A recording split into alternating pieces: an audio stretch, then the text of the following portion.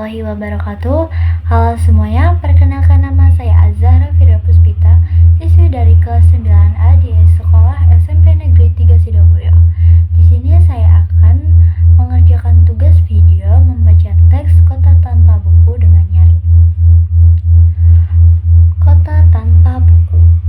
Pernahkah kau ke toko buku, perpustakaan, atau taman bacaan? Tidakkah kau merasa istimewa ketika berada di dalamnya?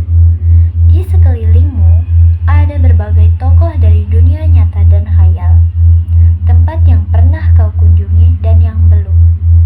Informasi dan cerita dari masa lalu, masa kini, dan masa depan. Semua berpadu, semua berada dalam genggamanmu.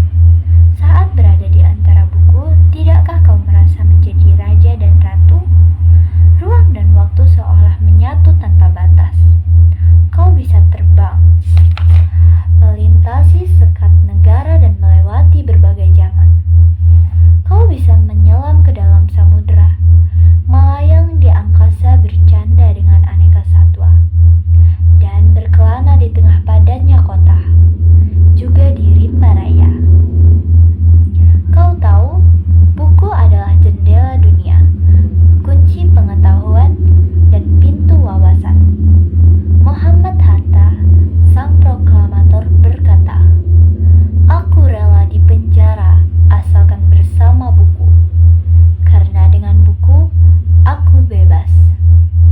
Melalui buku, manusia terbebas dari ketidaktahuan. Tempat-tempat yang dipenuhi buku adalah harapan berkembangnya pengetahuan dan wawasan. Apa jadinya jika kota tanpa buku?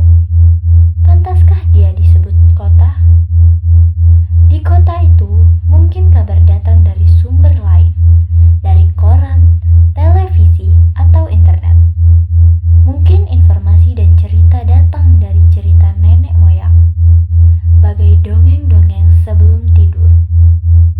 Irama warganya pun tiada beda. Bangun pagi, bertebaran di muka bumi untuk berbagai keperluan. Untuk kembali pulang siang atau sore harinya. Setelah itu, mereka berangkat tidur dan memulai lagi hari berikutnya. Semua serupa. Di kota itu, mungkin ada bangunan bernama perpustakaan. Di dalamnya, buku-buku berderet dalam rak yang tak terjamah. Tiada tangan meraih dan membuka halaman demi halaman dengan sukacita. Mungkin juga ada tumpukan buku di sudut-sudut sekolah yang sepi dan berdebu. Jarang dikunjungi, jarang dibaca. Buku-buku di sana teronggok tanpa nyawa. Bagaimana dengan kotamu? Mungkin kau tinggal di tengah kota yang megah, atau di gang sempit, di desa terpencil, di sisi pesisir, atau di kaki gunung. Adakah perpustakaan, taman bacaan, atau toko buku di dekat rumahmu? Jika ada, apakah tempat itu menjadi wadah berkumpulnya anak-anak dan warga? Menjadi pusat berkembangnya wawasan dan pengetahuan? Atau hanya menjadi pajangan? Maukah kau menjadi orang yang menghidupkannya? Kau bisa mengunjunginya dan mengajak teman-teman membaca dan berbagi cerita di sana.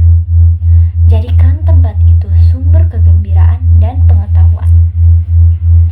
Jika tempat itu belum ada, maukah kau menjadi orang yang mulai menghadirkannya? Kau bisa memulainya dari sebuah sudut di teras rumahmu. Ajak teman-temanmu memulai langkah baru.